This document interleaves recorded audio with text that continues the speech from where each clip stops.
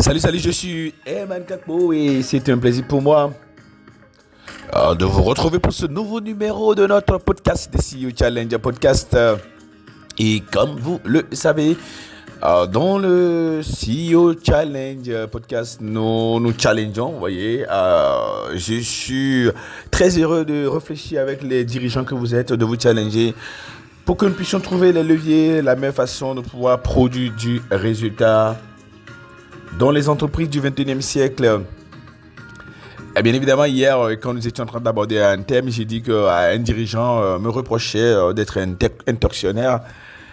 Mais bon, vous savez, quand on est un coach, on est un bousculateur professionnel pour le résultat. Je répète, on est un bousculateur professionnel pour le résultat. Et ce qu'un bousculateur se retrouve à faire, c'est de bousculer les gens, c'est de challenger les gens. Vous ne pouvez pas imaginer les conditions dans lesquelles je suis en train d'enregistrer pour vous ce podcast de ce matin. Que ce soit la condition physiologique dans laquelle je suis, peut-être que vous le sentiez un peu dans ma voix. Mais bon, voilà, je me suis bousculé et puis pour pouvoir enregistrer le podcast pour vous, il est exactement 3h40 et c'est la meilleure façon, c'est le meilleur moment pour moi de pouvoir le faire. Sinon, ben, tiens, je vais complètement le rater. Allez, nous allons voir ensemble comment est-ce qu'on fait pour se challenger, pour se bousculer, pour produire des niveaux supérieurs de résultats. Nous allons parler de comment piloter réellement la performance, comment atteindre la performance exponentielle.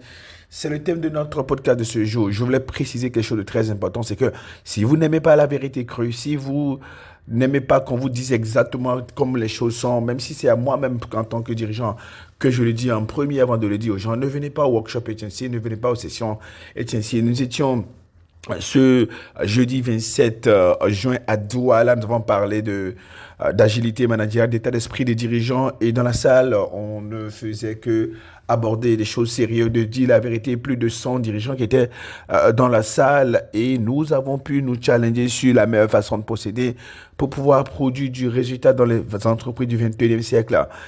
Et l'une des choses que je disais, c'est qu'on a la possibilité de faire des croissances qui dépassent les 11%. Vous imaginez quand une entreprise fait 11% de croissance, fait passer son chiffre d'affaires de 72 milliards de francs CFA à 80 milliards de francs CFA ou presque, et que en tant que formateur, en tant que coach, je dis que c'est de la croissance tranquille, eh bien ça peut être très écœurant, ça peut être très difficile à entendre, mais si on fait, n'est-ce pas, 11% de croissance, alors que le marché permet de faire plus de 20% de croissance, plus de 100% de croissance, c'est que, ben, tiens, il y a de la matière, il y a de la marge de progression. On peut absolument mieux faire. Mais bon, vous voyez, ce que je veux dire, c'est que quand c'est le cas, c'est le cas. Quand ce n'est pas bon, il faut dire, ce n'est pas bon. Je suis allé jusqu'à démontrer, à échanger avec les participants à cette masterclass à Douala hier, de dirigeants de très haut niveau. C'était vraiment magnifique. Je leur disais que, ben, tiens, l'une des choses que j'ai constatées pour moi-même, c'est que lorsque mes chiffres ne sont pas bons, c'est que je suis con parce que je n'ai pas fait la bonne chose, parfois parce que j'ai été, quand j'ai fait des conneries, tout simplement.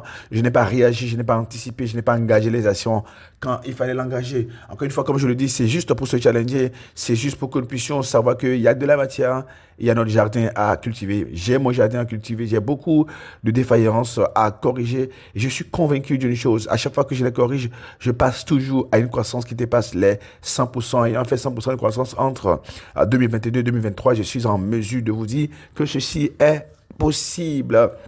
Il y a environ 17 ans, j'ai découvert le thème des visites organiques sur un site internet. J'ai appris en quelque sorte que ce sont les visites que Google vous envoie automatiquement ou quand les gens viennent se connecter directement sur votre site internet, lorsque vous êtes bien référencé, lorsque vous êtes bien connu. À l'époque, lorsque vous avez un site internet, on disait d'affiner vos mots-clés, bref, votre référencement pour augmenter vos chances d'être indexé par le moteur de recherche Google. Lorsque vous savez bien le faire, vous pouvez générer automatiquement de la visite sur votre site internet presque sans l'effort. À l'époque, je suis allé poser une question dans un forum pour pouvoir comprendre la meilleure façon pour moi d'attirer de la visite sur notre site internet à l'époque qui s'appelait gestiondel'entreprise.com. J'ai demandé aux gens, mais alors, comment je fais pour m'assurer que je continue d'être indexé abondamment, pour avoir plus de visites que la plupart des gens? Quelqu'un a répondu, il faut rester en business. En clair, il faut être en train d'écrire et générer de nouveaux contenus qui renforcent les mots-clés et de nouveaux mots-clés. Et Google va vous alimenter abondamment en visite. Je suis parti de là pour savoir que la performance, elle se provoque.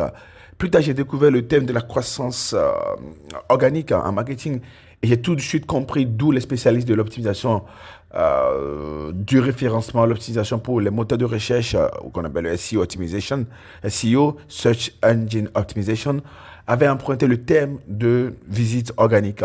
J'ai alors vu le rapprochement avec le pilotage d'une entreprise et le management de la performance. On peut en quelque sorte dire ici que l'indexation sur Google, c'est votre positionnement et les mots-clés sont le signal. La qualité et les avantages de vos offres signalent automatiquement qui vous voulez attirer ou vous pouvez attirer comme client.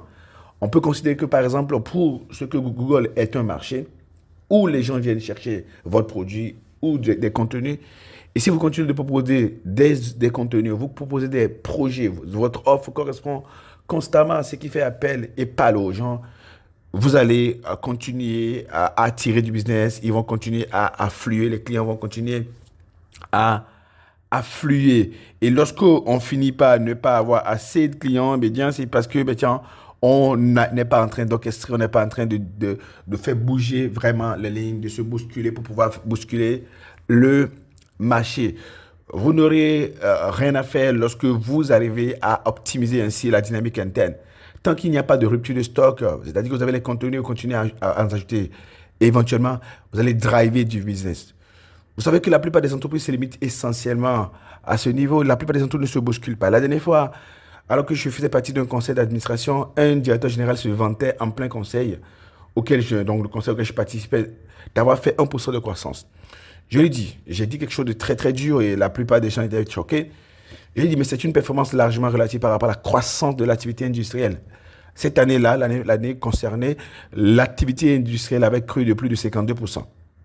Et je lui ai rappelé que l'un de ses concurrents, qui est 4 fois plus grande que lui, l'entreprise était plus 4 fois plus grande que lui, avait fait 17% donc, du coût de croissance. Donc, je lui ai dit, mais pourquoi est-ce que vous donnez l'impression d'avoir fait un travail extraordinaire où vous êtes impressionné par les 8 milliards de francs CFA supplémentaires que vous avez réussi à ajouter?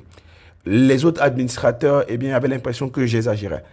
Ils étaient tous contents de la plus-value générée et du fait qu'ils vont pouvoir se partager jusqu'à 5 milliards de francs CFA de dividendes cette année-là.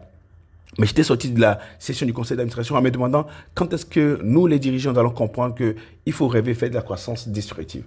Et nous parlerons de la croissance destructive tout à l'heure. On me reproche souvent pour me compliquer la vie, mais je crois qu'un visionnaire doit rester un visionnaire. C'est-à-dire qu'il ne peut pas se permettre de rêver de petites performances. Par exemple, Google a multiplié ses effectifs par 5 entre 2015 et 2020.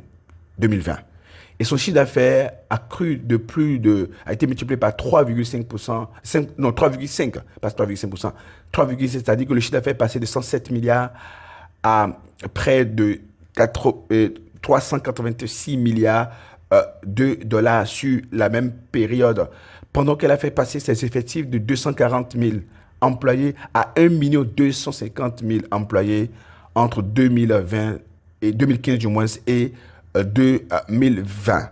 Donc, c'est cela qu'on appelle de la croissance, c'est ça qu'on appelle de la performance.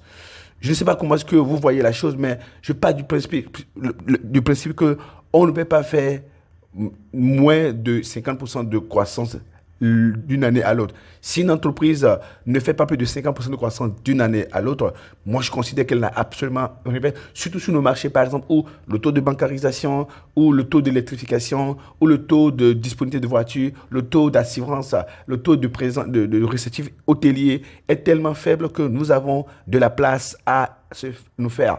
À un moment, le taux de croissance minimum qu'on devait s'obliger à faire lorsqu'on vise la vraie performance, c'est Obama, 100% de croissance d'une année à l'autre. Les gens disent souvent qu'une entreprise une grande entreprise, une entreprise qui a atteint une certaine taille, a souvent du mal à dépasser plus de 10% de croissance. Mais l'exemple d'Amazon qui a multiplié son chiffre d'affaires par 3,5 en 5 ans montre que c'est seulement une entreprise mal pilotée qui a du mal à faire plus de 10% de croissance d'une année à l'autre. Même les Djoula du Mali, les Saraholais du Mali, les Bamileke du Cameroun, mes cousins Adja du Bénin et les Baobabs du Sénégal font plus de 50% de croissance d'une année à l'autre. Donc pourquoi nous qui avons été à l'école, qui avons appris le marketing, qui avons appris le management, qui savons a priori comment piloter une entreprise, nous ne ferions pas ce niveau de croissance. Une question importante que moi je voulais vous poser ici, c'est à quel point vous voulez profiter du vrai potentiel de votre marché pour performer et croître. À quel point vous voulez rentrer dans la dimension de l'excellence en pilotage de la performance. Comment savez-vous que vous êtes en train de faire de la performance? Alors, il y a 5 types de performance et nous avons la possibilité de nous challenger pour pouvoir embrasser le niveau le plus élevé dans ces types de performance. Le premier type de performance, c'est la performance tranquille. Elle vient vers vous parce que les opportunités, le climat, la saison le permettent. Vous pouvez faire plus de 6% de croissance grâce aux opportunités du marché et à la conjoncture favorable. Mais lorsque le climat et la saison changent, vous pouvez vous retrouver à faire de la décroissance parfois. Et ça arrive à la plupart des gens qui ne font pas du pilotage minimum. Le deuxième niveau de performance, c'est la performance évidente. C'est-à-dire que vos atouts, vos valeurs ajoutées et la demande du marché vous l'offrent. Presque sans effort. Alors, c'est un peu bizarre de dire presque sans effort. Mais qu'est-ce qui se passe lorsque vous êtes le seul hôtel pouvant accueillir un banquet pour 2000 invités dans une ville? Vous serez le seul hôtel à attirer ce type d'événement avec les revenus qui vont aller avec, n'est-ce pas? Et c'est lié à vos atouts. Donc, cela garantit parfois 5 à 10% de croissance. Si le marché est dynamique et que l'économie est en plein boom et la classe moyenne en développement. Maintenant, la vraie performance, le vrai pilotage, le vrai travail de dirigeant commence lorsque on atteint le troisième niveau de performance, à savoir la performance orchestrée. Vous captez celle-ci, cette performance, vous réalisez celle-ci. Donc, j'allais dire, lorsque vous avez une meilleure animation, une meilleure optimisation des leviers de captation de performance et de croissance. Vous réalisez celle-ci en exploitant pleinement votre potentiel sur le marché. Et peut-être ici que vous débutez le pilotage et que vous pouvez faire plus de 20% de croissance. Mais il y a encore plus. Il y a un quatrième niveau de pilotage, il y a un quatrième niveau de performance qu'on appelle la performance provoquée. Elle est obtenue en obligeant le marché et vos équipes à délivrer plus que ce qu'ils ont prévu. Les entreprises qui enchaînent les campagnes et les promotions, les entreprises qui enchaînent les nouveaux lancements, les entreprises qui ont de nouvelles implémentations, les entreprises qui attaquent des niches intouchées et inaccessibles sont largement plus fortes que leurs concurrents sur plusieurs leviers. Sont ces entreprises-là multiplient donc, du coup les animations. Ces entreprises-là arrivent à faire de la croissance provoquée. Et parfois, c'est plus de 50 à 100% de croissance. Et il y a un cinquième niveau de croissance, c'est la performance c'est la performance manifestée et disruptive.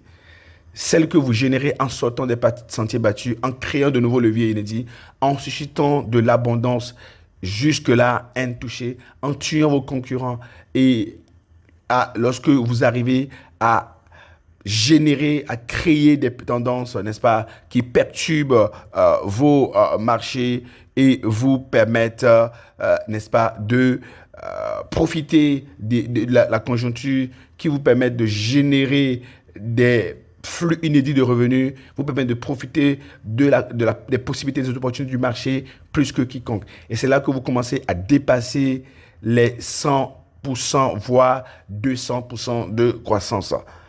En général, ce n'est pas difficile pour les gens de savoir quel type de performance ils sont en train de faire. Bien sûr que lorsque vous vous battez tous les jours et que vous faites 10% de croissance et on dit que c'est de la performance tranquille, cela peut être terrible. Mais pourquoi se limiter à 10% de croissance si l'on peut faire de la croissance provoquée et faire jusqu'à 50%, voire 100%? Il existe une façon de piloter une entreprise. Il existe une façon de se challenger au quotidien. Il existe une façon de se bousculer avec ces équipes, une dynamique dans laquelle il faut rentrer avec ces équipes pour faire ce niveau de performance. Chaque année, je me lance le défi de faire 100% de croissance au moins. Mon rêve étant le 10x ou le 10 fois, c'est-à-dire multiplier le chiffre d'affaires par 10 d'une année à l'autre ou en 3 ans. Et je suis en mesure de vous dire qu'il y a des mécanismes à activer pour y arriver. Et je suis en train de travailler fortement à les activer. Et d'ailleurs, il faut faire du pilotage constructif pour y arriver. On va en parler prochainement. Écoutez, j'étais très heureux d'avoir été avec vous aujourd'hui. Et j'espère que vous allez vous challenger avec la croissance provoquée, la croissance orchestrée, la croissance destructive. On se retrouve demain pour un nouveau numéro de notre podcast, The CEO Challenge Podcast. Bye bye.